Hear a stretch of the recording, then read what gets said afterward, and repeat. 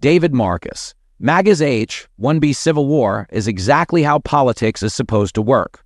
Columnist David Marcus writes that the GOP's internal debate over H-1B visas is not really a civil war, but a healthy part of the process of reaching consensus inside a big tent.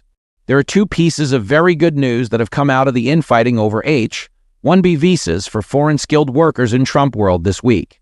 The first happy accident is that tensions are already easing, much to the chagrin of liberals who hoped they were witnessing a permanent schism. The second, even better development is that both sides of the admittedly zesty debate have listened, compromised, and arrived at a better and clearer set of positions for the Republican Party moving forward. In the red corner, we had the twin heads of the Department of Government Efficiency, Vivek Ramaswamy and Elon Musk, who appeared at first to call for expansion of the H-1B visa program that allows employers to use foreign labor when they cannot find qualified Americans. In the other red corner, we had Steve Bannon and a host of prominent America Firsters all but calling for an end of the skilled foreign worker program, a policy that would no doubt cause considerable chaos and disruption. On Saturday, President-elect Trump weighed in, telling the New York Post that he likes the visa program and uses it himself, but not endorsing any expansion. And this is, of course, the same Trump who fired board members of the Tennessee Valley Authority for using foreign workers over Americans.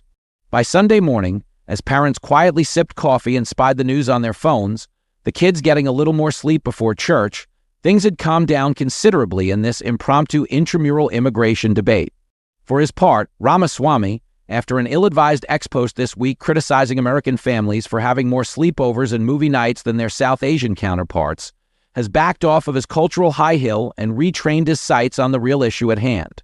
Meanwhile, Musk arguably moved even further to the center of the issue, posting late Saturday night that the excesses of the H-1B visa program are easily fixed by raising the minimum salary significantly and adding a yearly cost for maintaining the H-1B, making it materially more expensive to hire from overseas than domestically.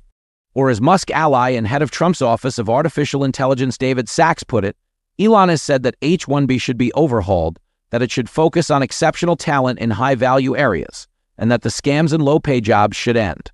This is not to say there aren't still differences, but less than it first appeared. Time to move forward as one team. This is music to the ears of the America First crowd, and great news for the young American architect or graphic designer who just wants a level playing field, one where they don't lose again and again to cheap foreign competition. Meanwhile, the Bannonistas, who have been by Trump's side from the very beginning a decade ago, are easing their attacks on newcomers Ramaswamy and Musk, and appreciating that they are all on the same team.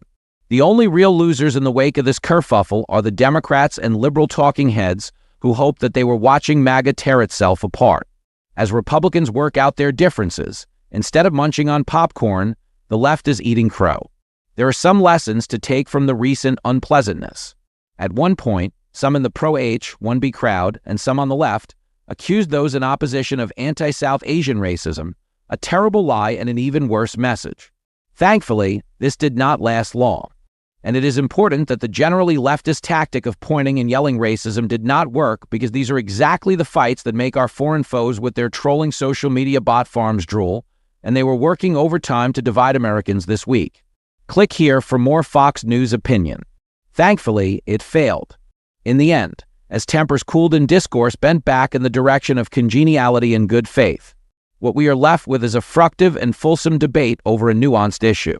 Of course, the United States wants to attract the best and the brightest to help chart out a technological course forward, but we also don't want to tell a truck driver that the kid he sends to college is going to get passed over for cheaper foreign counterparts. The opportunity to balance these concerns over attracting the best from elsewhere while not burdening our own citizens' ability to achieve is upon us. Compromise really is possible. It might not always look like a church social, it might get a little rough around the edges, but as a wise man once said, politics ain't beanbag. Trump takes office in about 3 weeks, and it bodes well for his upcoming 4 years as president that those who serve and support can not only argue with pointed vigor, but also come together with an honest give and take when called for. The Battle of the H-1B turned out not to be a crisis in Emigialand, but rather a roadmap for compromise and competent governance. Click here to read more from David Marcus.